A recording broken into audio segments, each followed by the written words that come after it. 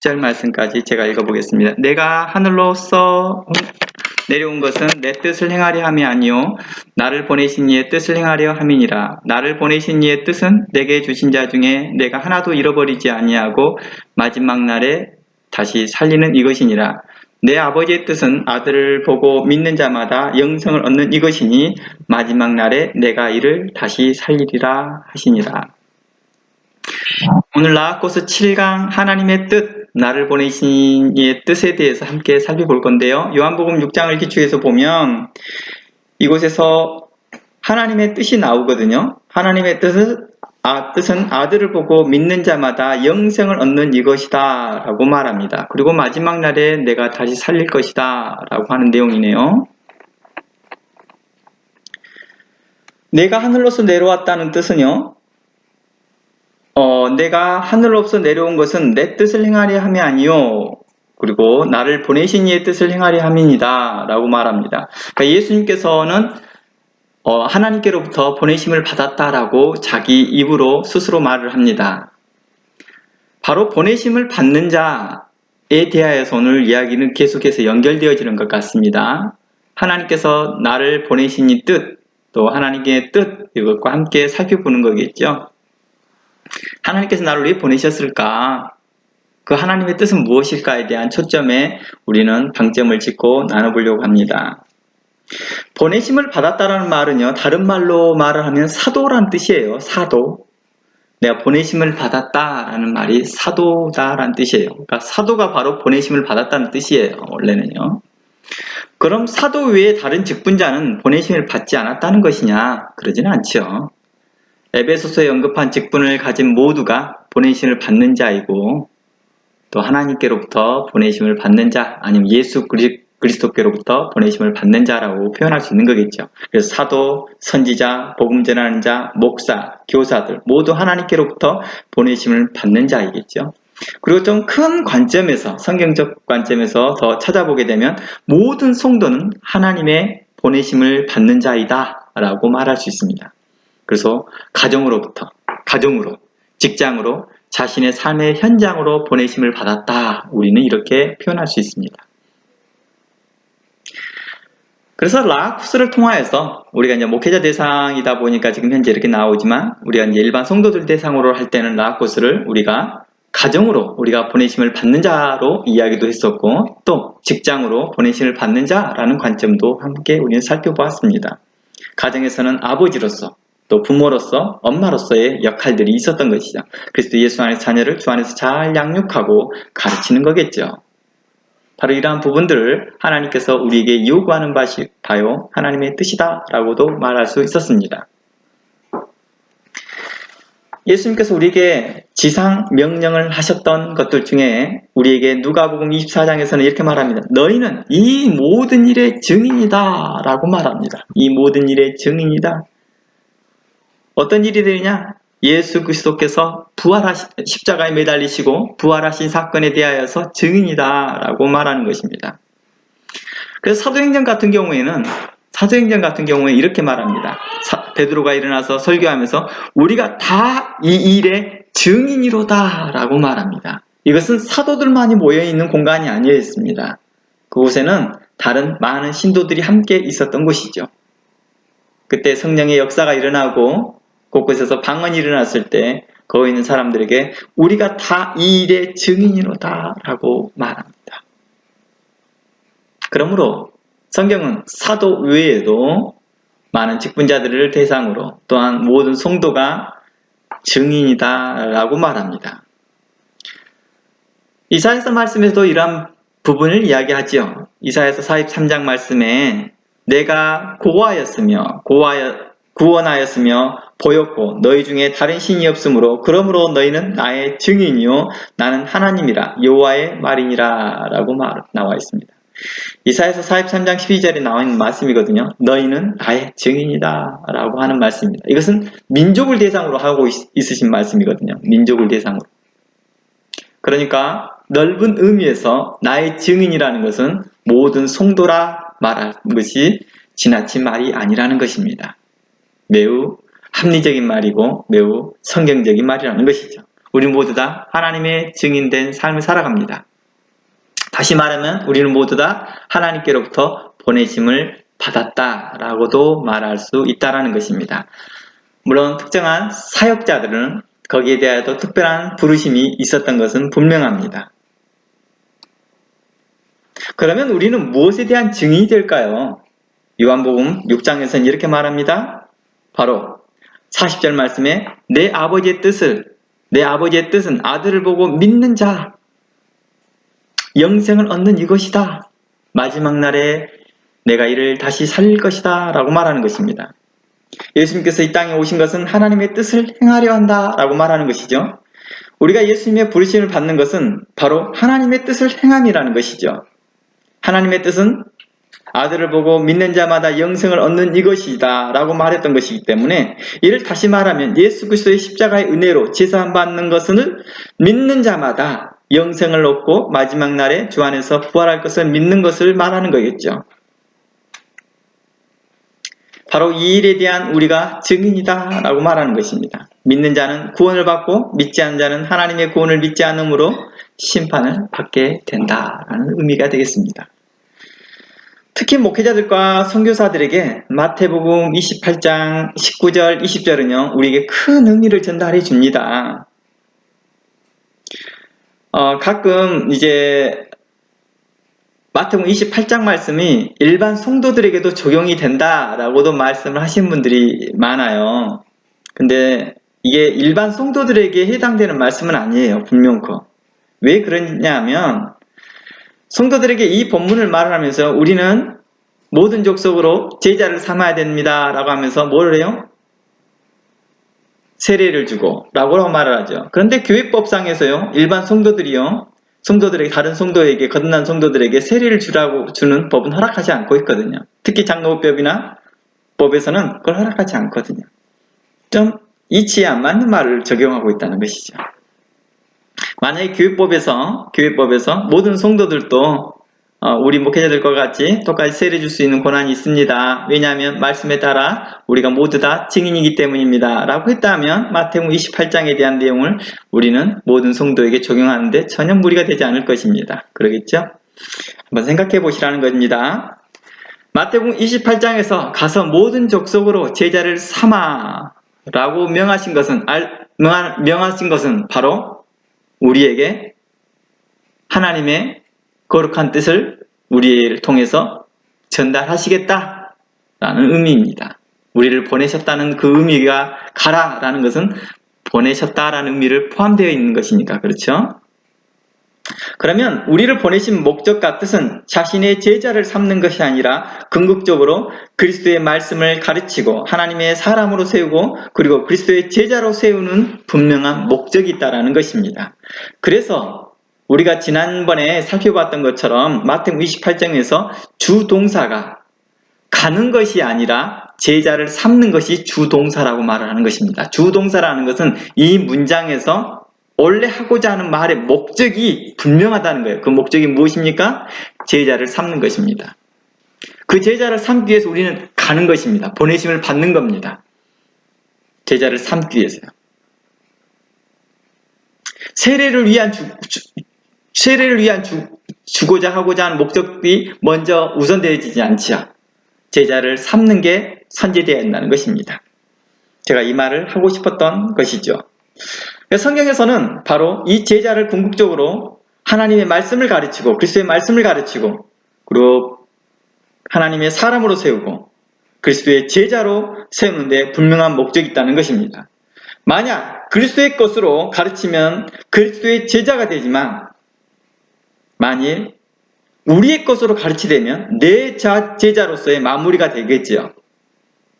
그리고 거기에 대한 심판은 한쪽은 칭찬이 있고 한쪽은 무익한 종이다 라는 말을 듣게 되겠죠. 한쪽은 하나님께 인정되어지고 한쪽은 하나님께 인정되어지지 않겠죠. 그래서 이렇게 말합니다. 내가 너희에게 분부한 것으로 가르쳐 지키게 하라고 말합니다. 그렇게 하여 제자를 삼는 것이죠. 제자를 세우는 것이죠. 하나님의 사람으로 세우는 것입니다. 누구의 제자로요? 눈에 보여지는 현실적인 모습은 내 제자인 것처럼 보이나 실상 그들의 믿음의 신앙의 고백은 어디의 제자로 되어 있습니까? 그리스도의 제자인 것이죠. 그리스도의 말씀을 가지고 가르쳤기 때문입니다. 그러나 어떤 사람들이 있습니까? 하나님의 것을 도적질하고 하나님의 말씀을 도용하여 자신의 것으로 하는 사람들이 나타나더라는 것입니다. 그들은 말하기를 이것이 하나님의 말씀이다. 이것이 하나님께로부터 계시된 말씀이다. 라고 외치지만 정작 자신도 구원치 못할 말씀을 가르치고 있더라는 것입니다. 성경에는 대표적으로 이런 말씀이 있습니다. 바리새인들에게 대해서 이렇게 말합니다. 너희는 사람들에게도 지지도 못할 것들을 너희도 지지 못할 것들을 사람에게 지우고 있다 라고도 말합니다. 또 백성들에게는 이렇게 말합니다. 너희는 바리새인들이 했던 말들을 따라 지켜 행하라. 그러나 그들의 행위는 본받지 말라 라고 말합니다. 이 말을 통해서 알 수 있었던 것이 뭡니까? 바리새인들은 구원케 대하는 말씀은 증거하나 자신은 구원받지는 못하더라는 것입니다. 다시 말해서 자신이 구원받지도 못할 말씀들을 증거하고 있다라고 말할 수 있는 거겠죠. 또 성경은 또 이렇게 말합니다. 바리새인들에게와 서기관과 사두개인들에게요. 너희가 하나님의 말씀을 사람의 계명으로 바꾸어 가르치고 있다라고 말하는 것입니다. 그러면서 이것이 하나님의 말씀이다. 이것이 하나님의 말씀이다 라고 그들은 외치고 있다는 것입니다. 하나님은 그들을 보내지 아니하였어도 여기서 보내지 아니하였다는 것은 뭘 의미합니까? 하나님께서는 그들에게 보내지 아니하였어도 라는 것은 내가 이 말을 너희에게 가르치지 아니하였는데도 내가 이 말을 너희에게 맡기지 않았음에도 불구하고도 라는 뜻이 되겠죠. 이 말은 다른 말로 말하면 하나님 말씀을 더하게 하고 있다는 것입니다. 자신의 통이 한 말씀인 것처럼 주장합니다.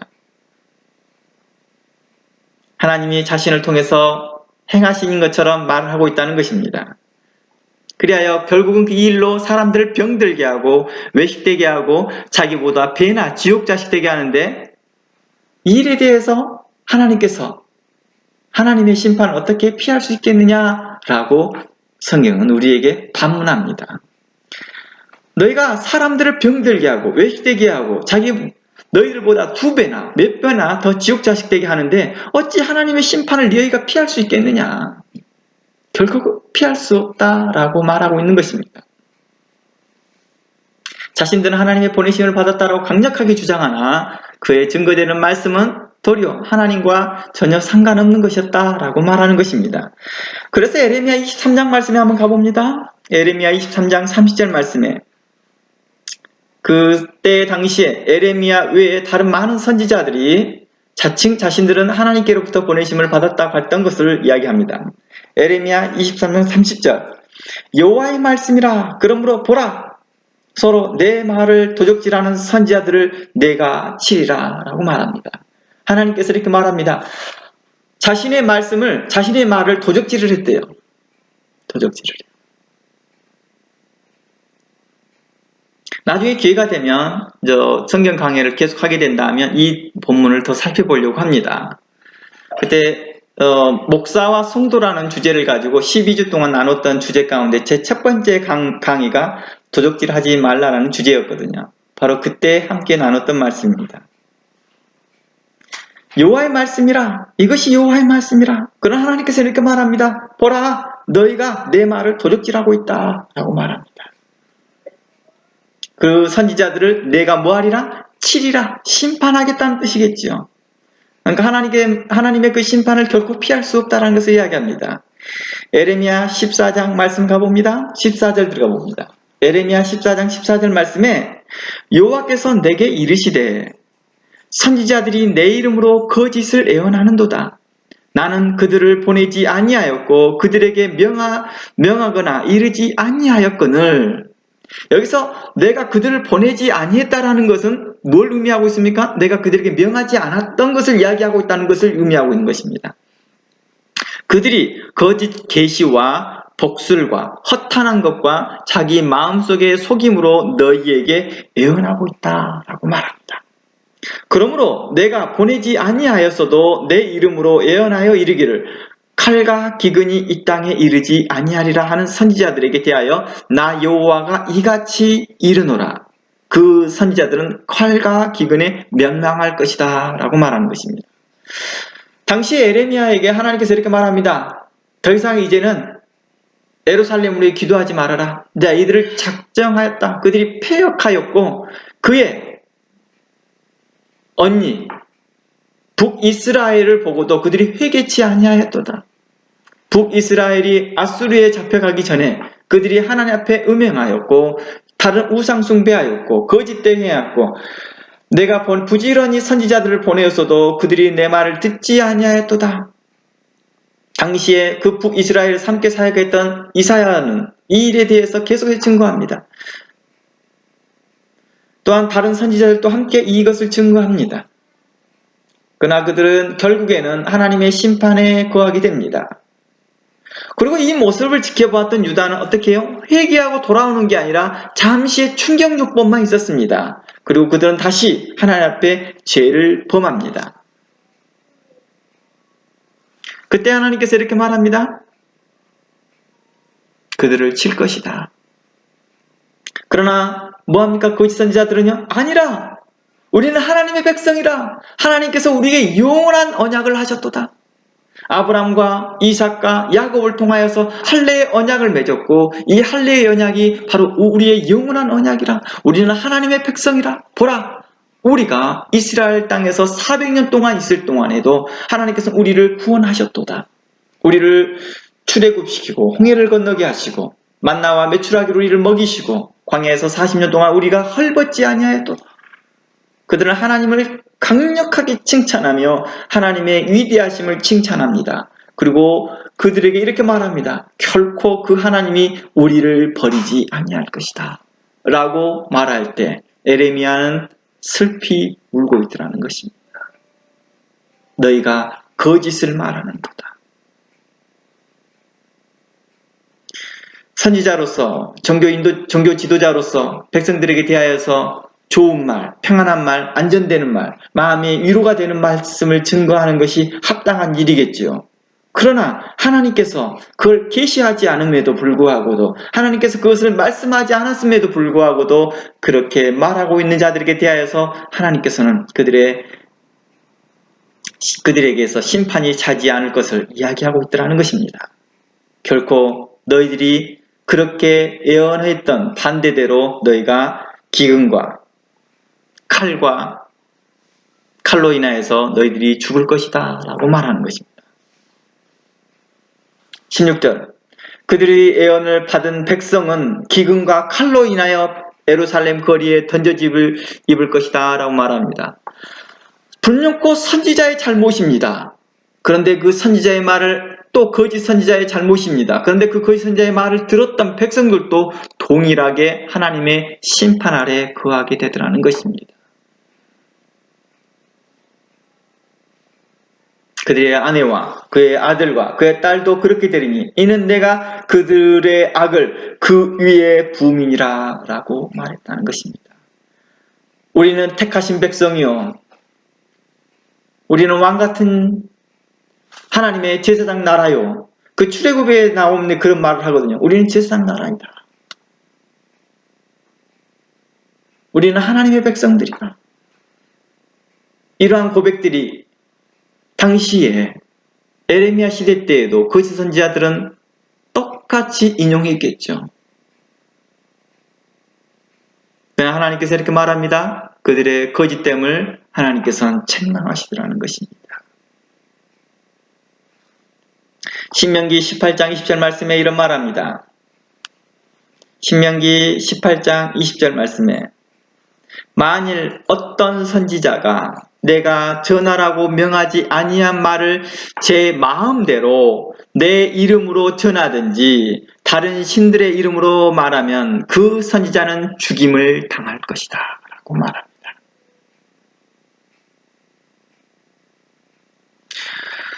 유명한 설교자가요, 한국의 유명한 설교자가 2000년대 지구가 1999년도에 지구가 멸망한다라고 말을 합니다. 그러면서 이렇게 말합니다. 아마 불명코 멸망할 것입니다. 성경에는 기록되어 있지 않았지만 노스트라무스나 세계 유명한 예언가들이 그렇게 말을 합니다. 라고 말합니다. 어떻게 목사 입에서 노스트라무스의 말이 나올까요? 당대 우리나라에 가장 인기 있었던 목사님 중에 한 분이었습니다. 대형교회를 이끌었고요. 우리는 이런 일에 대해서 우리는 어떻게 합니까? 잠잠하고 있습니다. 그리고 이 일에 대해서 많은 사람들이 동요하고 있더라는 것입니다.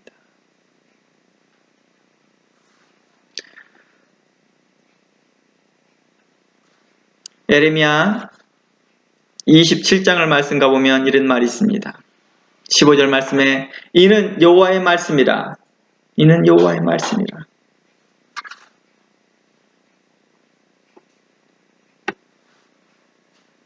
5장으로 가봅니다. 예레미야 5장 31절 말씀에 선지자들은 거짓을 애언하며 제사장들은 자기 권력으로 다스리며 백성들은 그것을 좋게 여기니 마지막에는 어떻게 되겠느냐? 어떻게 돼요? 함께 심판받는다고 말하잖아요. 예레미야 5장 31절 말씀에 선지자들은 거짓을 애언합니다. 근데 그 선지자의 거짓된 애언들을 어떻게 해요? 백성들이 좋게 여기더라는 것입니다.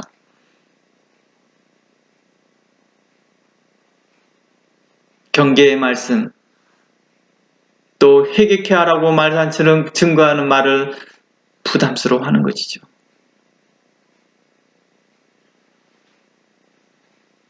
그들의 구원에 대하여서 다시 한번 확인해 보라고 요청하는 그 말씀에도 그들은 그들은 부담스러워하는 것이죠.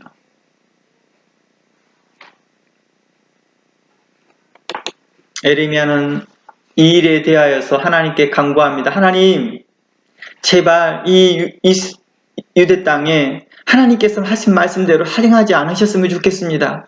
이 백성들을 제발 긍휼히 여겨주십시오. 라고 합니다. 그러나 하나님께서 이렇게 말합니다. 예레미야에게 이 백성을 위해서 구하지 말라. 이 백성들이 하나님의 말씀을 떠났고 하나님의 도를 듣지 아니하며 등을 돌려 가증한 일을 행하였도다. 라고 말합니다. 내 말을 충종치 아니하고 율법을 떠나 있으며 거짓 선지자의 말을 듣고 거짓 선지자의 복술과 화술과 그들의 평안하다 평안하다는 말들만 쫓아 행하는 것에 대하여서 하나님께서는 그들을 심판하셨던 거겠죠. 그래서 이렇게 말합니다. 제사장들은 자기 권력으로 다스린다 라고 말합니다. 이곳에서 제사장들은 자기 권력으로 다스린다는 건 뭐예요? 이곳에서 하나님께서 보내지 않으셨는데도 불구하고도 자신들은 하나님의 보내심을 받았다라고 말하는 것입니다. 제가 이곳에서 하나님을 보내심을 받았다라는 것은 그들의 직분을 잘못 임명받았다는 뜻은 아닙니다. 그들은 처음에 직분은 라이트하게 분명하게 받았습니다. 제사장으로서요. 합당하게요. 법에 합당하게 받았습니다. 그러나 문제는 어떻게 했어요? 하나님께서 계시하지 않은 말씀, 그들에게 말씀하지 않았던 말을 하고 있더라는 것입니다. 그들의 어떻게 말해요? 자기 마음대로, 신명기 말씀대로, 또 예레미야 말씀, 자기 마음에 지은 말대로, 또 자기 마음대로 이끌어낸 말을 하고 있더라는 것입니다. 그 말을 누구를 향해서요? 백성들에게 향하였어요. 백성들의 환심을 사고, 백성들의 마음을 사기 위한 거겠죠. 성도들이 아멘, 아멘, 아멘 하는 소리에 목회자들이 뭐래요? 자칫 병들어 갈 때가 있더라는 것입니다. 마치 유명 스타처럼 말입니다. 아이돌 가수들이 관중들이 한호하고 있고 그 한호하는 그 무대에 3분에서 5분 정도에 서 있던 그 감격, 그리고 그 내려왔을 때 그 침울함, 그 허전함, 공허함들을 메꾸기 위해서 마약을 행하듯이 우리가 행여 그러한 모습이 있지 않나 우리 자신도 살펴봐야 될 것입니다. 당시의 제사장들은 어땠습니까? 환호합니다.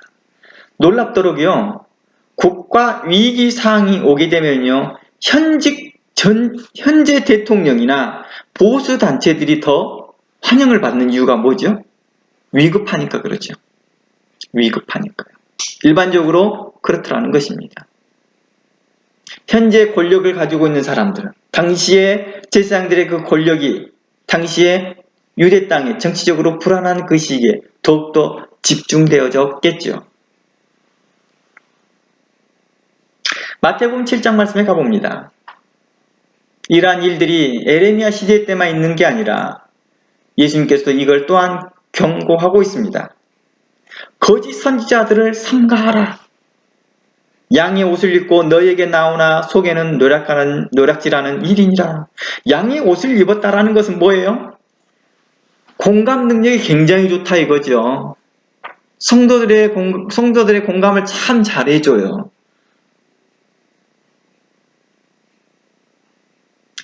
요즘 많은 목회자들이요, 이 상담학을 따로 공부를 하더라고요. 상담학을 따로 공부하더라고요. 유익함이 있습니다.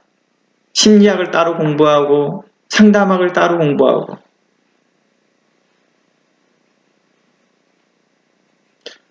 제가 라코스 한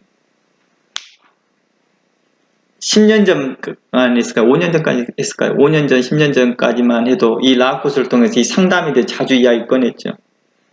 예수님께서 상담하셨던 방법들에 대해서 굉장히 많이 말하고 있죠. 세상에서 가르치는 상담학과 너무 다르지 않아. 너무 다르다.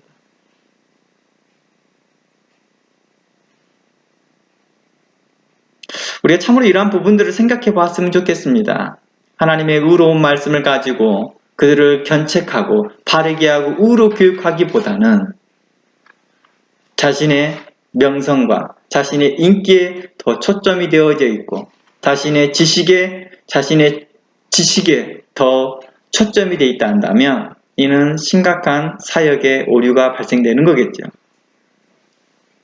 마가복음 13장을 가보면 마가복음 13장 22절 말씀에 이런 말씀이 있습니다. 거짓 그리스도들과 거짓 선지자들이 일어나서 이적과 기사를 행하여 할 수만 있으면 택하신 자들을 미혹할 것이다 라고 말합니다. 이적과 기사가 일어나기 때문에 더욱더 사람들은 뭘 해요? 믿음이 요동치더라는 것입니다.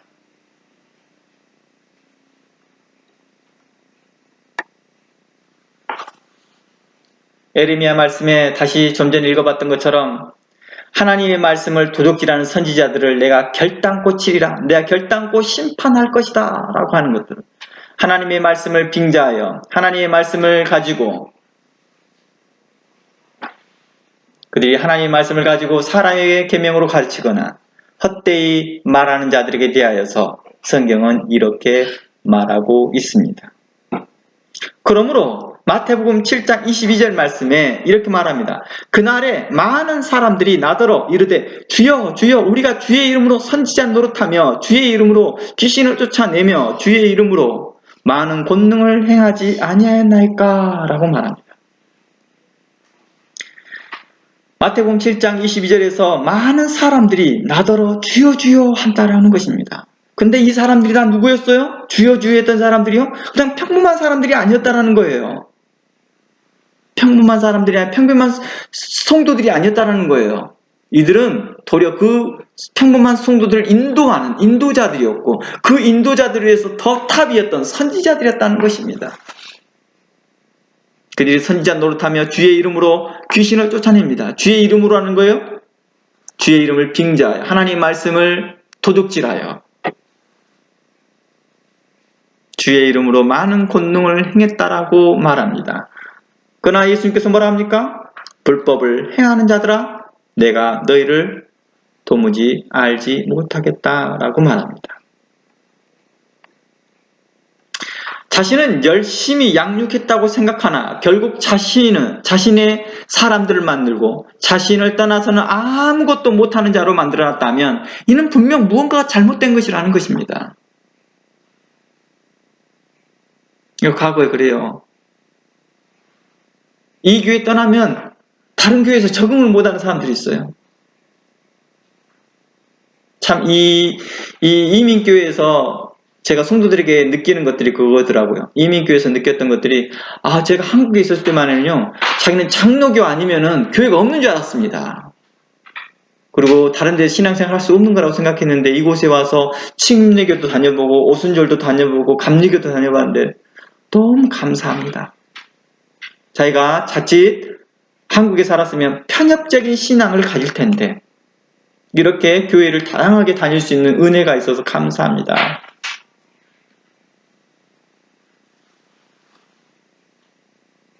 하나님은 어디에나 계시다. 하나님은 편재하시다.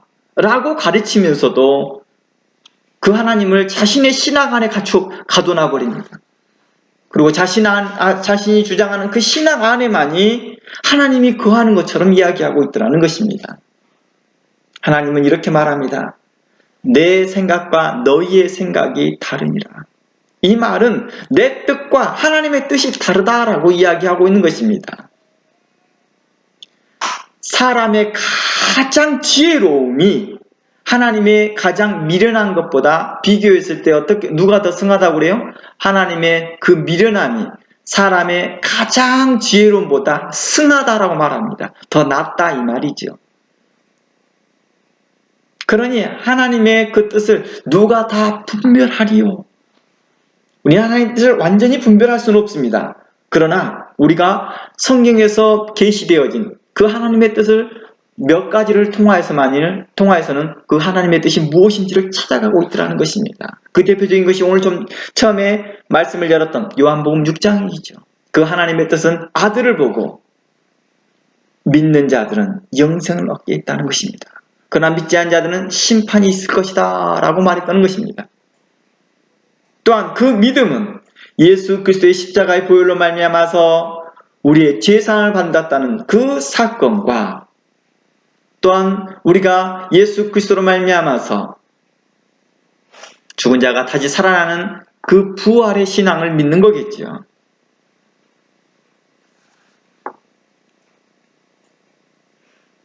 오늘날 우리가 교회들마다 그런 말을 하죠. 우리 교회도 양육을 열심히 하고 있습니다. 교회 양육합니다 라고 말을 해요. 제가 이 라학 코스가 만들어진 그 시기에 한국에 양육 코스가 유명했다고 그랬죠. 그래서 저도 이 코스가 만들어진 것 같아요. 라학 코스라는 것이 만들어진 것 같아요.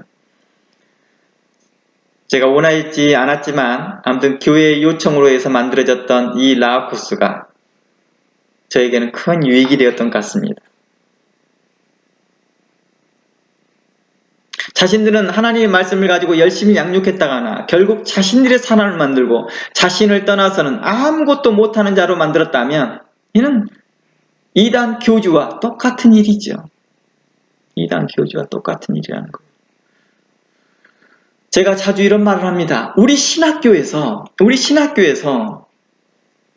신학을 배울 때, 말씀을 배울 때 한 목사님에게 배우느냐? 그렇지 아니한다. 최소한 하루에 4가지 과목을 배운다면 4분의 다른 교수님들이 와서 말씀을 배우지만 우리는 이 일로 해서 혼란스럽거나 혼동스럽지 않다라는 거예요. 그리고 일주일 동안에 보면 10목사님, 많게는 12목사님이 번갈아 가면서 말씀을 가르치는데도 우리는 혼란스럽지 않다라는 거예요. 왜 그래요? 그들이 한 신앙을 고백하면서 한 마음으로 한 말씀을 증거하기 때문이죠. 다 다른 비유로 이야기할 뿐이죠. 한 분은 구약학, 한 분은 신약학, 한 분은 로마서, 한 분은 사도행전, 한 분은 창세기 강의를 하는데도 불구하고도 우리는 그 말씀의 은혜를 받고 있더라는 것입니다. 그리고 이 일에 대해서 우리가 전혀 혼란스럽거나 혼돈스럽지도 않더라는 것입니다. 그런데 만일 한 사람에 의해서 움직이고 있다 한다면 좀 문제가 있지 않습니까?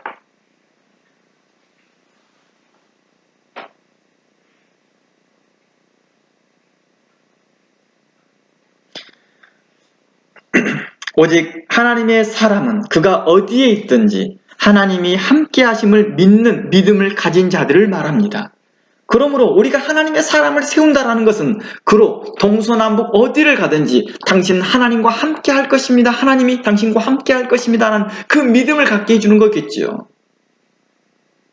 그가 장로교회를 가든 그가 침례교회를 가든 그가 감리교회를 가든 하나님께서 당신을 보호하실 것입니다.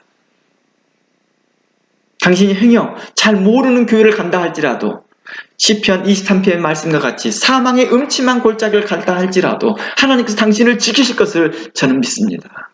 그러니 두려워하지 마십시오. 저에게 가끔 이 뉴질랜드에 있다 보면서 많은 몇몇 성도들이나 아니면 목사님들이 저한테 신앙 상담을 하는 경우가 있어요. 목사님, 제가 이런 교회가 있는데 이런 교회를 가도 괜찮을까요? 목사님, 제가 이런 목사님의 말을 들었는데 이 목사님에 대해 교회를 가도 될까요? 저한테 이렇게 물어봅니다. 그럼 제가 이렇게 말합니다. 왜 저한테 그것을 물어봅니까? 그 목사님의 교회에 대해서 왜 저한테 물어봅니까? 저는 그 목사님 말씀이 좋고요. 그 교회가 좋은데요. 사람들의 소문이 좀 있어서요. 그 소문을 두려워하지 마십시오. 당신이 그것이 좋다 하면 가십시오. 행여 그것이 잘못되었다 할지라도 이걸 믿으십시오. 하나님께서 나를 인도하실 것을 믿으십시오. 내가 사망의 음침한 골짜기를 갈지라도 주께서 나를 인도하실 것을 믿으십시오.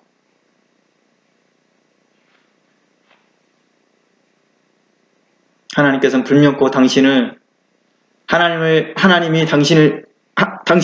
대한 그 믿음이 신실하다 한다면 하나님은 결단코 그 자리에서 잘못된 교회에서 당신을 오랫동안 두지 않을 것입니다.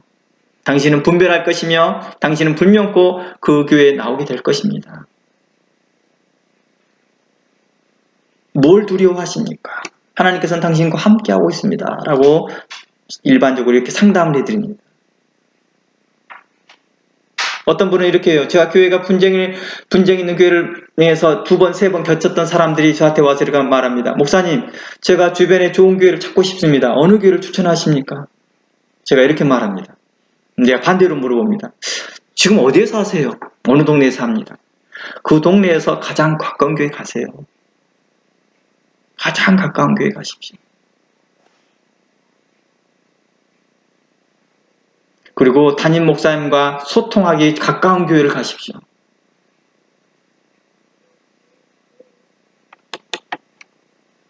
그 교회가 좋은 교회일 겁니다.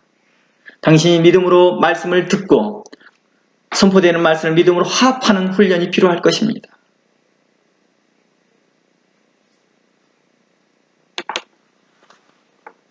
자기 사람을 세우는 것이 아니라 믿음의 사람을 세우는 것이고 그리스도의 제자로 세우는 것이 우리에게 하나님께서 우리를 향하신 뜻이라는 것입니다. 하나님께서 우리를 이 땅에 하나님의 사역자로서 하나님의 말씀을 증거하는 자로서 부르셨던 이유가, 보내셨던 이유가 바로 그 이유겠죠. 너희는 하나님의 말씀으로 교훈하고 책망하고 바르게 하여 그로 누구의 사람으로 하나님의 사람으로 세우는 데 하고 그로 선한 일을 행하기에 온전케 하기에 유익하도록 그를 세우라는 것입니다. 양육한다는 말이 중요한 것이 아니라 또 양육하고 있다는 게 중요한 게 아니라 무엇으로 양육하냐가 더 중요하다는 것입니다. 하나님의 것으로 하나님의 사람을 세우는 것입니다. 하나님의 뜻에 합당한 것으로 하나님의 말씀을 따라 그리고 하나님의 것으로 양육할 것을 우리에게 주께서는 명하셨다는 것입니다.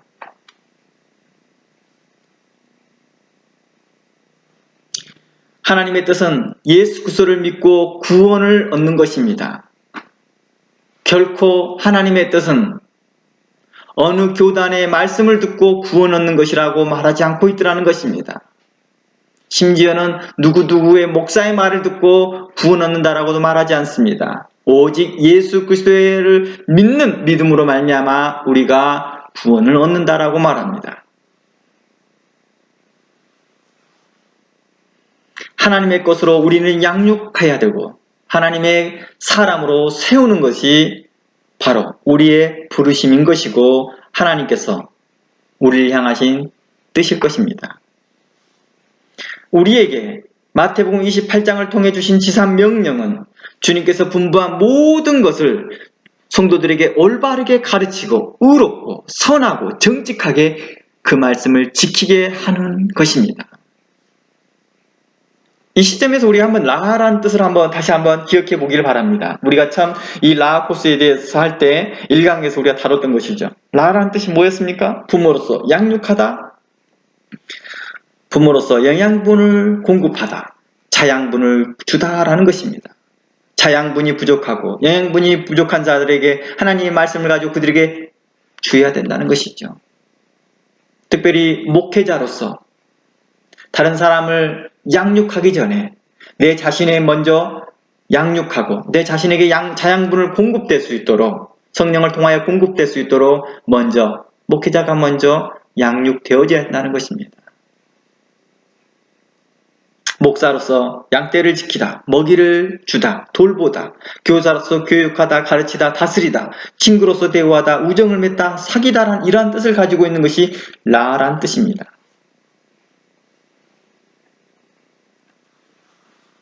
이제 좀 더 하나님의 뜻에 대해서 좀 더 가까이 더 가보겠습니다. 하나님의 뜻에 대한 성경적 이해를 우리가 살펴보려고 합니다. 마태복음 7장 21절을 들어가 봅니다. 마태복음 7장 21절입니다. 나더러 주여 주여 하는 자마다 천국에 다 들어갈 것이 아니다 라고 말합니다. 다만 하늘에 계신 내 아버지의 뜻대로 행하는 자라야 들어갈 수 있다라고 말합니다. 내 아버지의 뜻대로 행하는 자, 그 사람이 하나님 나라에 들어갈 수 있다라고 말합니다. 22절 그날에 많은 사람이 나더러 이르되 주여 주여 우리가 주의 이름으로 선지자 노릇하며 주의 이름으로 귀신을 쫓아내며 주의 이름으로 많은 권능을 행치 아니하였나이까 하리니 그때 내가 저에게 밝히 말하되 내가 너희를 도무지 알지 못하리니 불법을 행하는 자들아 내게서 떠나가라 하니라. 이곳은 우리 모두 이곳에서 주여 주여 하면서 주의 뜻을 따라 행하려고 하지만 가끔 우리 자신을 성경은 이렇게 말합니다. 돌아보라고 말합니다. 하나님의 뜻에 부합한 믿음과 삶이 있는지를 점검하는 것입니다. 바로 그 기준이 바로 하나님의 말씀인 성경이겠죠. 마태복음 7장을 통해서 우리에게 말하는 것은 바로 그겁니다. 우리가 사역을 하면서 우리가 하나님 뜻에 부합한 사역을 하고 있는지, 합당한 사역을 하고 있는지 우리의 믿음과 우리의 삶을 점검해 보라는 것입니다.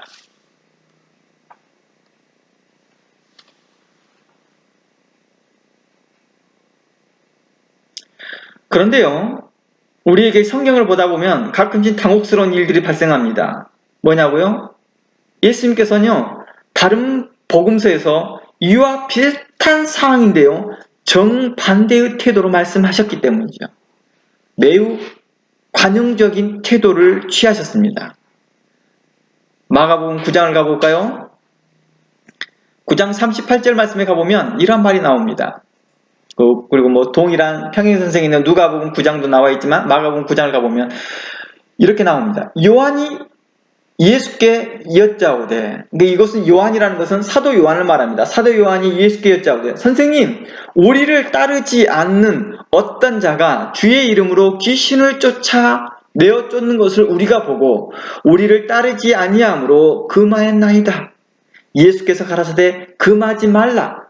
내 이름을 위탁하여 능한 일을 행하고 즉시로 나를 비방할 자가 없느니라. 우리를 반대하지 않는 자는 우리를 위한 자니라 라고 말합니다. 자, 이곳에서 잘 볼게요.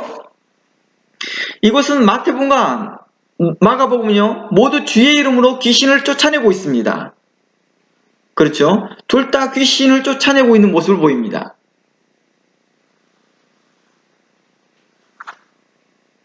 이 두 사건에 대해서 이렇게 말해야 될 수 있겠죠. 마태복음과 누가복음은요, 있는 사람들은, 이 사역자들은요, 모두 공개적으로 예수님을 반대하거나 비방한 적이 없는 사람들입니다. 도리어 예수님을 신뢰하고 의지했던 사람이라는 전제하에서 해야 됩니다. 그런데요, 마가복음은요, 공개적으로 예수님을 따르지 않았습니다. 그런데도 예수님께서는요, 그 마가복음에 있는 사람들 향하여서요, 하나님 뜻에 부합한 태도인 것처럼 그들을 말을 합니다. 그리고 마태복음은요, 공개적으로 주여 주여 하면서 예수님을 따라다녔다는 것입니다. 하지만 하나님의 뜻에 부합되지 못했다는 것입니다.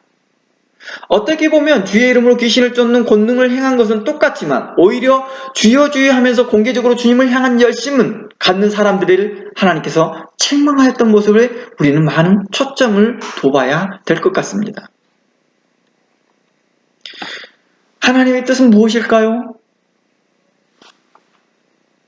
주여 주여 하면서 선지자 노릇하고 귀신도 내어 쫓았지만 예수님을 따라 쫓아다녔지만 도리어 예수님께 내가 불법을 행하였도다 라고 책망을 들었던 자와 예수님을 공개적으로 따라다니지 않았지만 그들에 대하여서 예수님께서 이렇게 말합니다. 그들은 하나님 나라를 위한 자들이다 라고 칭찬하고 있더라는 것입니다.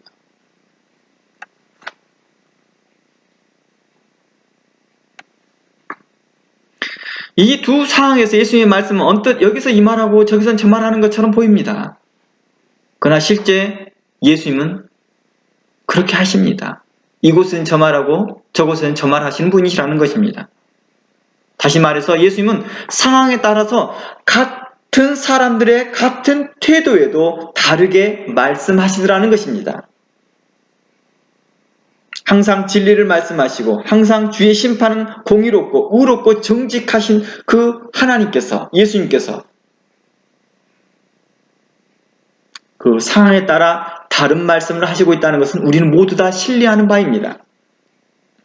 이처럼 성경은 문맥을 따라 같은 상황에서도 전혀 다른 말씀을 하는 경우를 우리는 인식해야 되고 인지해야 됩니다. 그 대표적인 것이 이거죠. 주의 이름을 부르는 자는 구원을 얻으리라. 그러나 또 한편에서는 주여 주여 하는 자마다 천국에 들어가지 못할 것이다. 상황이 다른 거예요. 상황이. 그러나 한편의 말씀만 가지고 한편의 걸로만 이야기를 하다 보면 하며 주장하게 되면 이상한 신학을 만들어내겠지요. 이상한 사상을 만들어내고요. 분명 이 두 말씀은 상반된 것처럼 보이지만 성경의 맥락에서 보면 왜 그렇게 말한지를 우리는 알 수 있고 결국 같은 초점인 것을 우리는 발견하게 됩니다. 그래야 우리 고백이 이렇습니다. 주의 판단은 의로우시며 주는 공의로우시며 정직하십니다. 라는 시편의 고백과 같이 우리의 고백도 함께 그 고백 가운데 들어가더라는 것입니다. 이러한 관점에서 성경의 맥락을 파악하는 것이 매우 중요하다는 것입니다. 하나님의 뜻이라고 설명되어졌고 하나님의 우리를 보내신 그 뜻이 그 성경의 맥락을 통하여서 이해하는 것이 필요하다는 것입니다. 마가복음은요, 우리들의 편협과 배타성을 꾸짖는 데 초점을 두었던 말씀입니다. 마가복음에서 그 세례 요한이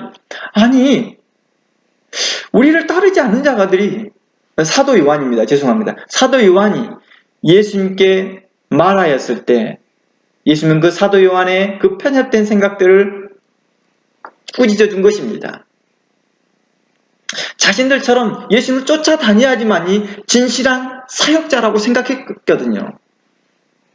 그런데 그러한 편협된 생각과 배타적인 그런 생각들을 예수님은 꾸짖어 주셨습니다. 자신들은 예수님을 따르고 있으니 자신들도 모르는 사이에 편협된 판단으로 자신들은 맞고 그들은 틀리다는 관점을 지적한 것입니다. 우리도 장로교 신학을 했으니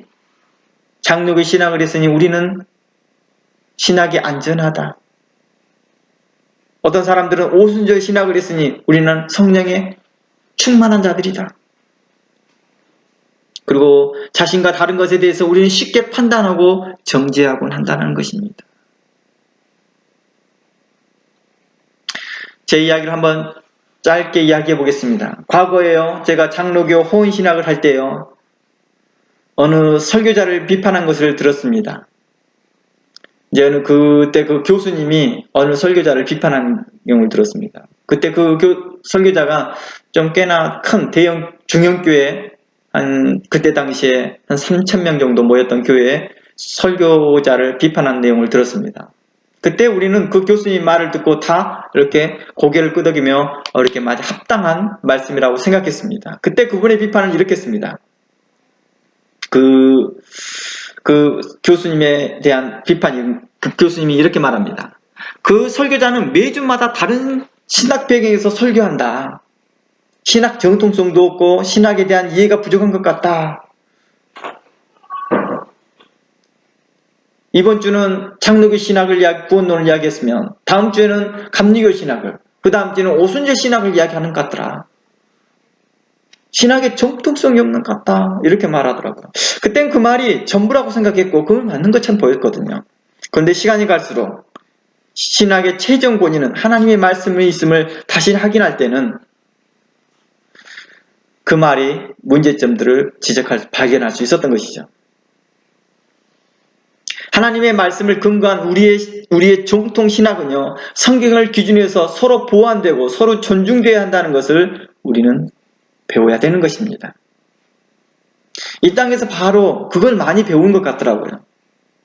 이 땅에서. 솔직히 그때 당시만 해도 그 장로교 신학을 할 때요, 기도원에만 가더라도 감리교 신학자들과, 신학생들과 함께 자리에 안 앉으려고 하거든요. 은근히 장로교 신학에 대한 프라우드와 감리교에 대한 약간 낮춰보고, 그리고 또한 그 이단 시비를 걸었던, 이단적인 그런 것이다라고 배웠기 때문이죠. 꺼리는 거지요. 꺼리는. 하지만 우리가 하나님 말씀 안에서 큰 틀 안에서 우리가 서로 존중되어졌으면 좋겠다는 것입니다. 신학은 우리로 처음 성경을 연구하고 해석하는데 중요한 나침판이 되지만 그렇다고 신학이 성경의 권위 위에 있지는 않다는 것입니다. 결국 신학을 기초로 하여 성경을 본격적으로 연구하고 살펴볼 수 있는 능력을 갖게 되면 그때부터는요, 성경을 최고의 권위에서 말씀을 증거해야 될 것입니다. 그래서 우리가 일반적으로 설교를 듣는데 이번 주는 장로교 신학을 기초한 말씀을, 그리고 다음 주에는 감리교 신학을 기초한 말씀을, 그리고 다음에는 오순절 신학을 기초한 말씀을, 그리고 침례교 신학을 기초한 말씀을 나눈다고 해서 그 목사님 문제되는 것은 아니라는 것입니다. 왜냐고요? 성경이 그렇게 기록되었으니까요. 성경이 그렇게 기록되어 있으라고요. 그 맥락에 따라서 그런 부분을 이야기를 하고 있더라는 것입니다.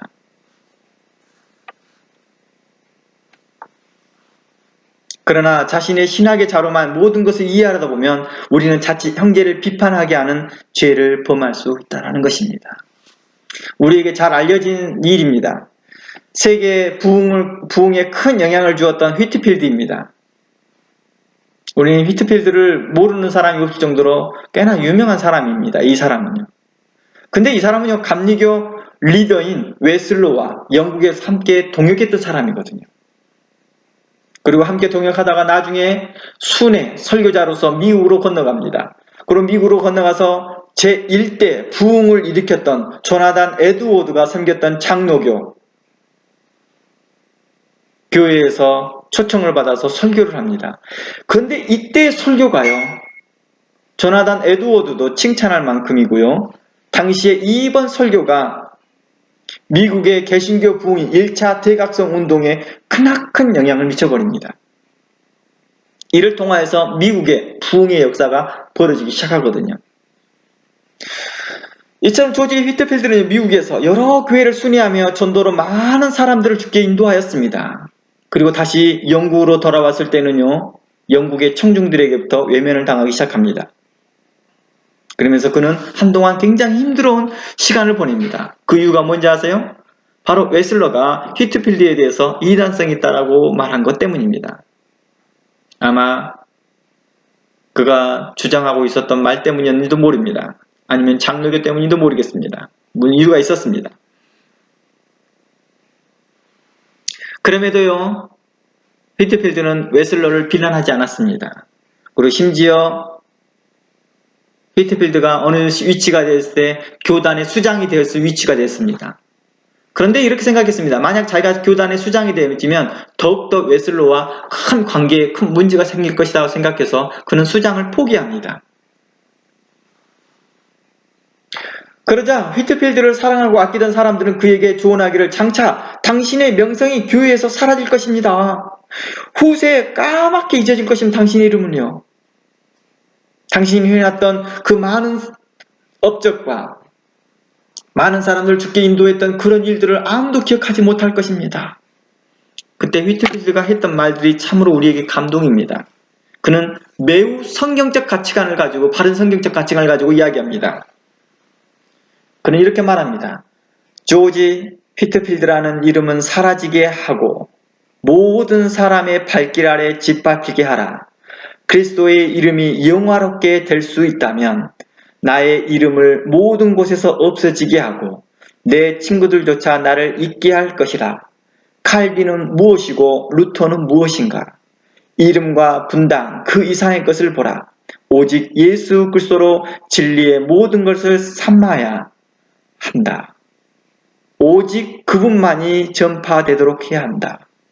나는 누가 제일 윗자리에 있는가에 관심이 없다. 설령 그것이 모든 사람의 종이 되는 자리일지라도 나는 내 명성을 깨끗하게 지워버릴 심판의 날이 올 때 만족하며 기다릴 것이다. 라고 말합니다. 그리고 휘트필드는요, 자신을 적대했던 웨슬러에 대해서 이렇게 말합니다. 나는 웨슬러가 하나님 나라에 가면 주님 곁에 가까이 있을 사람입니다. 라고 하면서 끝까지 그에 대한 존경을 보여주었습니다. 우리는 어떻습니까? 우리 모습을 한번 살펴보기로 원합니다. 우리는 작은 걸 가지고도 편협되거나 또는 나와 다른 것을 쉽게 비난하고 비판하는 데 바쁘다라는 것입니다. 사도 바울의 말이요, 우리에게 힘이 나타나는 것은요, 사도 바울이 수많은 고난과 어려움 가운데에서도 그 믿음을 지키고 말씀했기 때문이죠. 조지 휘트필드가 오늘날 조나단 에드워드와 같은 그런 사람들과 같은 대열에서 이야기되어진 이유가 뭐예요? 그의 이런 믿음의 삶 가운데서 증거되어졌던 복음이었기 때문입니다. 그냥 탁상 공론하듯이 성경 몇 자락 연구해서 나와진 말이 아니었기 때문이라는 것입니다.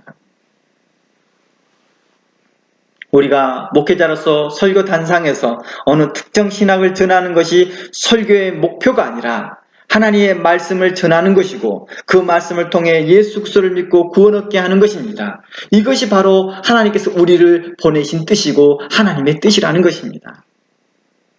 예수 그리스도를 믿고 구원 얻게 하는 것입니다.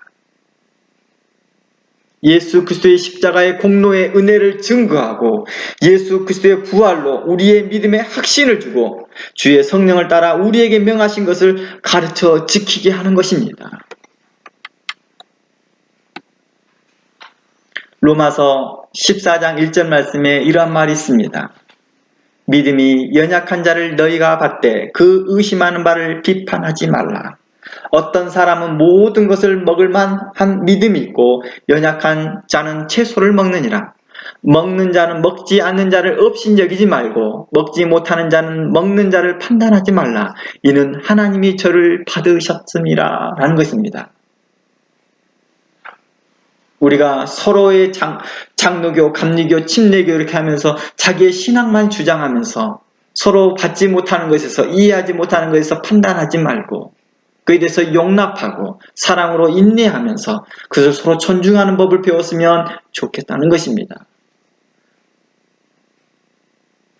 실상 표면적으로는 오클랜드에 오한협이 있습니다.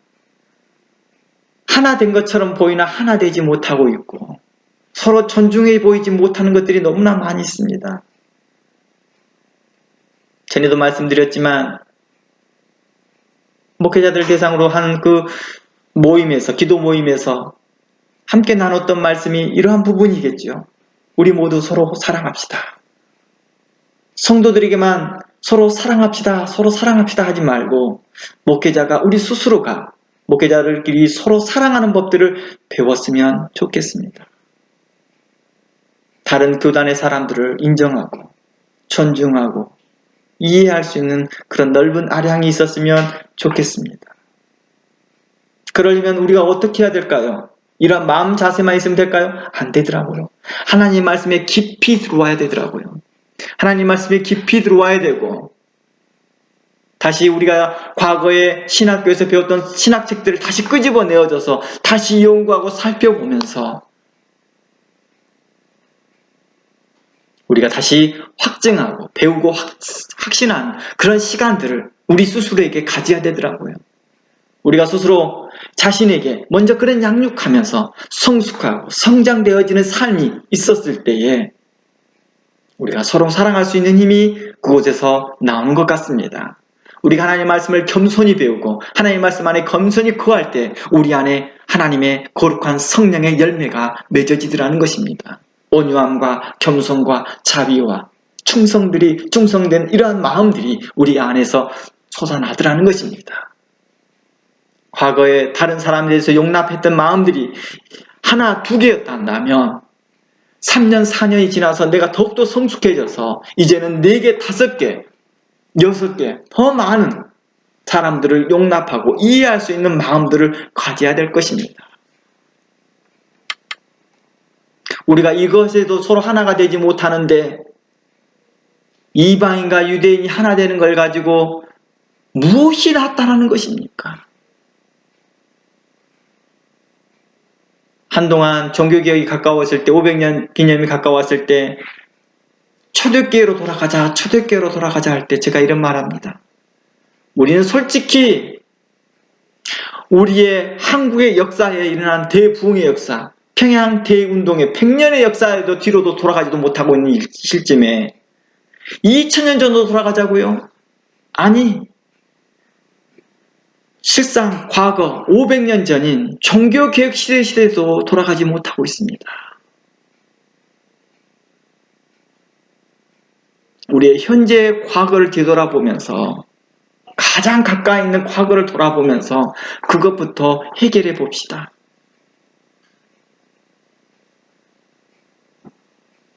가장 가까이 있는 그 실수들은 다 덮어버리고 뭐 하려고 그래요? 아름다운 비석으로 꾸며놓고 우리 조상 때 태어났으면 우리는 그러지 않았을 거야 하는 그 바리새인들처럼 우리는 행하지 않나 생각해 봅니다. 비석은 아름답게 꾸며놓고 화려하게 장식했으나 우리의 삶은 탐욕과 불법과 시기와 다툼으로 있더라는 것입니다.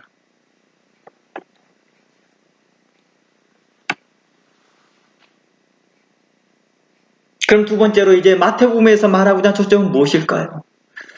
마가복음에서 하나님의 뜻은 바로 우리의 편협된 생각들을 이야기했다 한다면 이제 마태복음에서는 바로 하나님의 뜻을 알지 못하고 하는 자신의 열심과 믿음과 사역에 이제 초점이 있더라는 것입니다.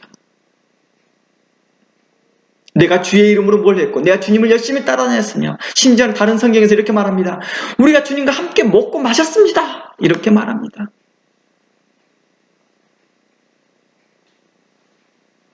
예수님의 말씀에 대해서 알 수 있듯이요. 자신들의 열심과 믿음과 사역이 주변 사람들에게 어떤 영향을 미쳤다 할지라도 큰 영향을 미쳤다 할지라도 전혀 하나님 앞에 인정되지 못했던 것은 그것이 바로 모두 열심과 믿음과 사역이 불법이었기 때문입니다.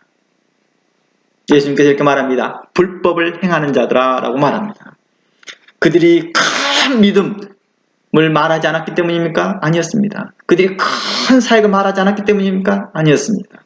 그들이 열심히 있는 사역을 안 했기 때문입니까? 아니었습니다. 그들이 다 이 모든 것들이 불법이었기 때문입니다. 특히 그들은 권능을 행했다는 말을 통해서 알 수 있듯이 적지 않은 영향을 미쳤음을 알 수 있습니다. 그럼에도 불구하고 인정되지 못한 것은 모든 것이 불법이라는 것에 초점이 되어 있다는 것입니다. 불법을 행하는 자들아 내게서 떠나가라 라는 것입니다. 불법이란 무엇입니까? 규칙 또는 법을 지키지 않았다는 뜻으로 주의 말씀대로 행하지 않았다는 것입니다. 주님의 것으로 행하지 않았다는 것입니다. 주님의 것으로 그들을 가르치지 않았다는 것입니다.